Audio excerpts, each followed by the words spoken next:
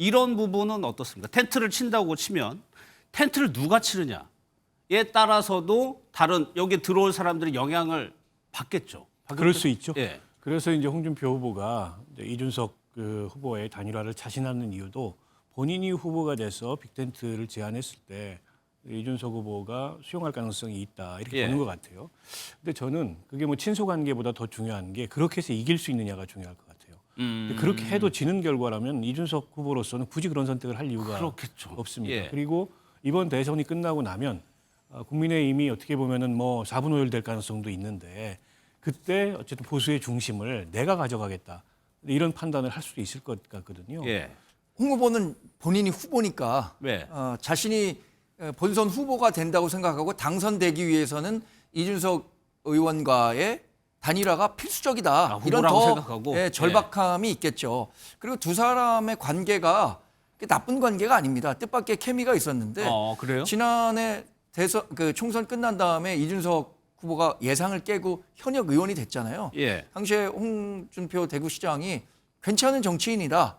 그리고 또 당대표 박근혜 탄핵 이후에 가장 잘했던 사람은 이준석 의원이다. 이렇게 얘기를 했었고 이준석 의원도 당시에 홍 대구시장은 총리로 적합한 사람이다. 이렇게 어디 이사 갈 때 자기가 먹던 샘물에 침 뱉으면 그 안 좋은 겁니다. 예. 예, 왜냐하면 아주 젊은 그 인턴으로 있던 분을 우리 당에서 발탁해서 비대위원 만들어 드렸고 당 대표까지 만들었는데 당 전체 당원 전체를 매도하는 말은 좀 삼가는 게 좋고요.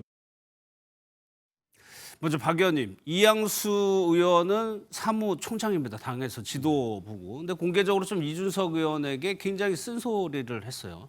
저건 어떤 의도가 있다고? 견제죠. 그러니까 이준석 후보는 지금 빅텐트 참여 안 하겠다라는 예. 입장을 분명하게 밝히고 있고 그리고 국민의힘은 뭐 원수다 이런 얘기까지 했어요. 예. 때문에 이제 이준석 의원 입장에서는 만약 거기에 분명하게 선을 긋지 않으면 선거가 안 됩니다. 벌써부터 이제 단일화론에 휘말려 버리면은 출발도 못하고 그냥 주저하는 가능성이 있기 때문에 저렇게 예. 강하게 선을 긋는 건데 그에 대한 이제 강한 견제. 그러니까 본인의 그 본적이 어딘지를 잊지 말아라. 이 얘기를 하고 있는 거라고 보고 또 그렇게 강하게 견제해야 이준석 의원 지지층을 흔들어서 그 표를 뺏어올 수 있다 이렇게 생각을 하는 것 같아요. 그러면서 다른 한편으로 계속 연대의 대상으로 빅텐트의 대상으로 거론을 할 겁니다. 예. 그래서 강원 양 전략이 다 구사되면서 막판에 설사 단일화가 안 되더라도 이준석 의원의 지지층을 흔들어서 다 이제 뺏어오겠다, 빈털터리 만들겠다 이런 전략이 가동될 가능성이 높고요.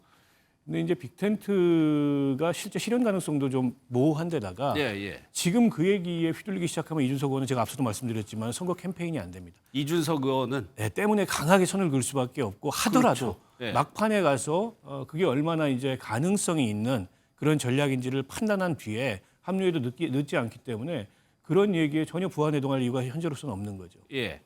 여기에 대해서 홍준표 후보는 이준석 의원에 대해서 다소 우호적인 입장을 계속적으로 보이고 있는데 그 얘기도 한번 좀 들어보겠습니다.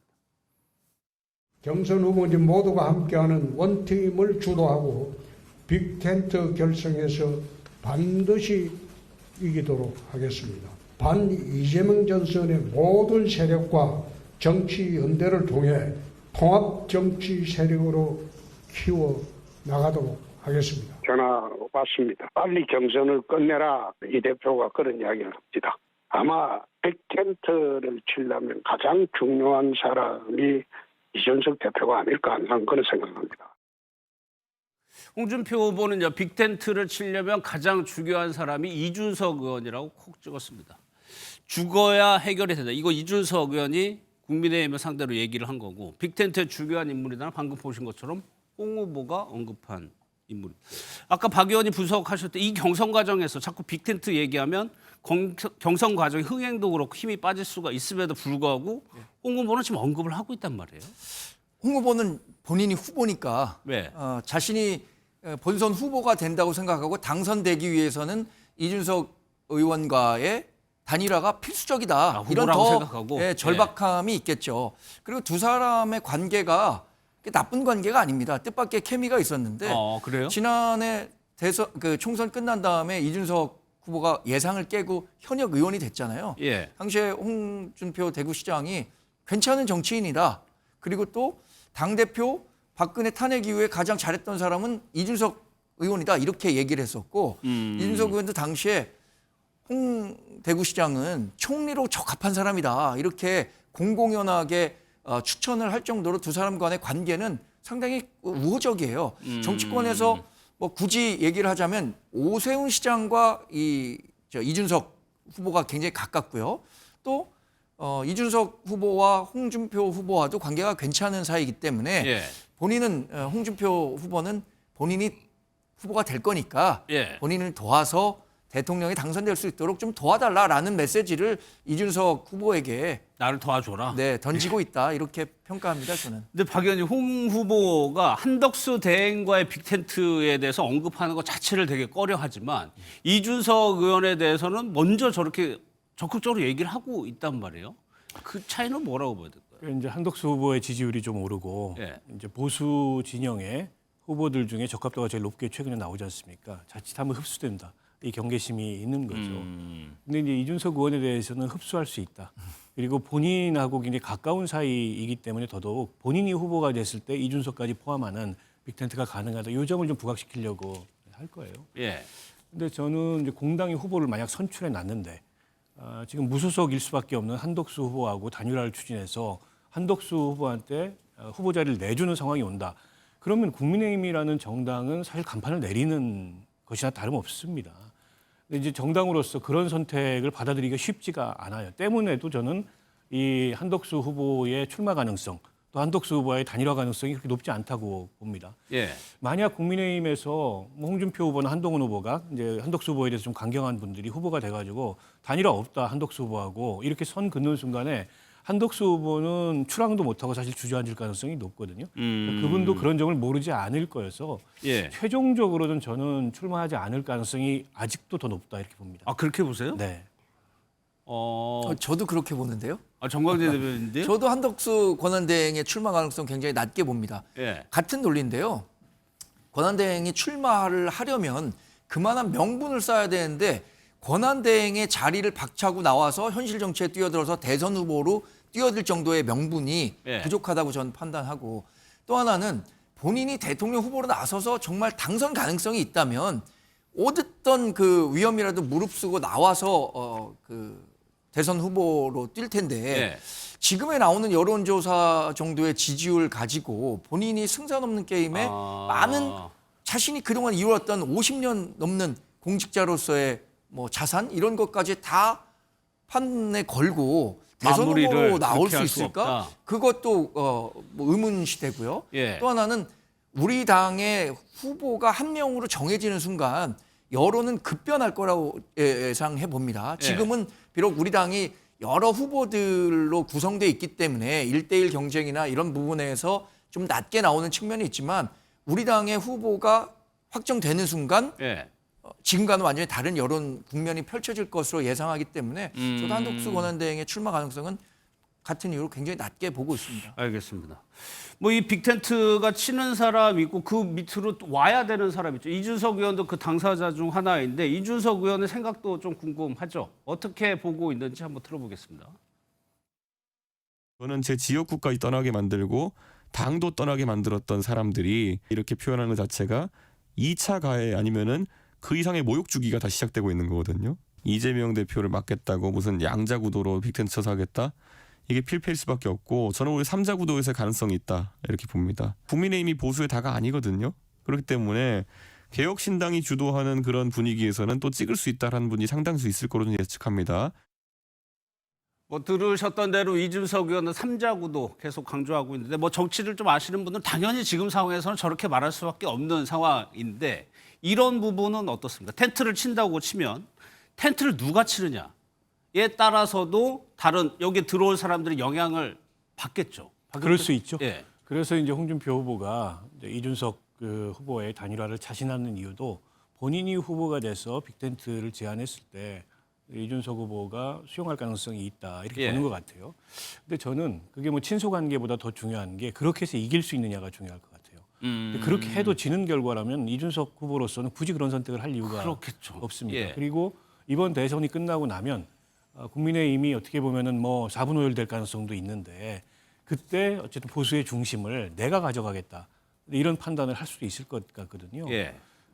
그러면 이제 굳이 무슨 보수 빅텐트 이기지도 못하는데 거기 들어가 가지고 어쨌든 본인의 어쨌든 독자성, 뭐 고유성 이런 것들을 무너뜨릴 이유가 없잖아요.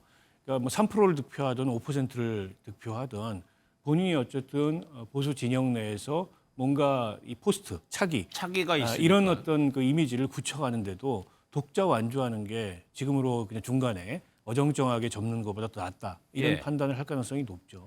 그러니까 빅텐트론이 어떻게 보면 이게 현실적으로 치고 세우고 모으고 하는 게 굉장히 어렵고 지난한 과정이 필요할 수도 있는데 너무 빨리 국민의 보수 진영에서 너무 빨리 얘기가 나온 게 아닌가 싶기도 하고요. 저는 그 기간은 큰 예. 문제가 된다고 생각하지 않는데 다만 중요한 것은 빅텐트를 이뤘을 때 그 안에서 시너지를 내서 반 이재명 구도를 만들고 이길 수 있다라는 확신만 보여준다면 얼마든지 사람들이 모일 거라고 생각합니다. 이준석 후보도 마찬가지예요. 만약에 자신의 표가 더해져서 국민의힘 후보가 당선이 될 것이다라는 전략적 판단이 선다면 예. 이준석 후보는 얼마든지 국민의힘 후보와의 단일화를 선택할 텐데 그렇지 않을 경우에는 계속해서 완주하겠다는 뜻을 나타내겠죠. 예. 그러나 그 3후보가 완주한다는 게 우리 한국 정치에서 그렇게 쉬운 일은 아니거든요. 그래서 저는 뭐 미래의 일이지만 이준석 후보가 본인이 보수 정치인이라고 그동안 여러 유권자들에게 얘기했었으니까 보수 중도 후보 단일화 과정에 적극적으로 참여해서 반 이재명 전선 그래서 보수 중도 정권을 만들어내는데 일조했으면 좋겠다라는 바람을 굉장히 강하게 갖고 있습니다. 그러니까 만약에 여기서 3자 구도로 대선을 치르게 된다면 이준석 의원은 어차피 보수 쪽으로 분류가 된다면 네. 보수 유권자들에게 또 그게 배신자 프레임이 씌워질 수도 있고 책임을 뭐 지울 수도 있을 거니까 그게 가반이 될 수도 있다는 그런 측면에서 저는 이준석 후보가 앞으로 뭐 보수 정치 오래 할 거 아닙니까? 지금 40살 된 분이잖아요. 예. 그리고 본인의 정체성이 분명한 보수 정치인이라고 얘기했다면 보수 중도를 통합해서 이기는 길로 갈 수 있도록 하는 게 우리 그분을 지지하는 분들에 대해서도 예의가 아닐까요? 예. 근데 박 의원님 빅텐트 얘기 뭐 선거 대선 때마다 자주 나오는 얘기인데 단일화도 그렇고요. 그것이 결국에 가장 크게 영향을 미치는 건 지지율 아닐까요? 텐트를 쳤을 때 승산이 있을 경우. 그러면 국민의힘 경선에서 지지율이 국민의힘 전체 지지율이 올라야 되는 전제가 생기는 거죠. 그렇습니다. 그러니까 결국 이제 빅텐트가 성사되려면 그런 어떤 그 연합을 통해서 선거의 양상을 바꿀 수 있다, 이길 수 있다. 예. 이 비전이 보여야 되는데 아직은 뭐 여론조사 데이터상으로 그런 게 전혀 보이지 않아요. 그러니까 빅텐트를 해도 이재명 후보에게 안 되는 상황이라면 후보들 입장에서 굳이 그걸 선택할 이유가 없고 지금 차이가 많이 나죠. 유권자들도 거의 공감을 하기 어려울 거예요. 근데 지금 이제 차이가 굉장히 크지 않습니까? 그리고 이 차이가 갈수록 벌어지고 있는 상황입니다. 국민의힘이 경선 중임에도 불구하고. 그래서 이제 국민의힘으로서는 그러니까 윤석열 전 대통령과 확고한 선을 긋고 그다음에 그 책임을 인정하고 거듭나겠다. 이런 어떤 가시적 조치를 보여야 비로소 이번 이 본선에 임하는 어떤 성찰과 쇄신의 의지를 보일 수 있을 텐데 지금 아무것도 달라진 게 없거든요. 예. 윤석열 대통령이 파면된 것 이외에 국민의힘이 뭐 당명 하나 바꾼 것도 없고 당 색깔 하나 바꾼 것도 없고 윤석열 대통령 출당시킨 것도 없습니다. 이제 뭐 당명 바꾸고 색깔 바꾸고 이런 게 때 되면 또 저런 식으로 간판갈이 하나 보다 이렇게 유권자들이 생각하지만 그렇게 하는 이유가 있어요. 변화를 가시적으로 보여주려고 하는 건데 지금 국민의힘은 그런 변화의 의지가 없습니다. 이런 상황에서는 빅텐트 아니라 뭐 어떤 텐트를 얘기한다 하더라도 저는 이 중도층이나 이 돌아선 국민들의 마음을 되돌리기가 어렵다 이렇게 봅니다. 예. 그게 2차 경선에서 국민의힘의 숙제일 것 같습니다.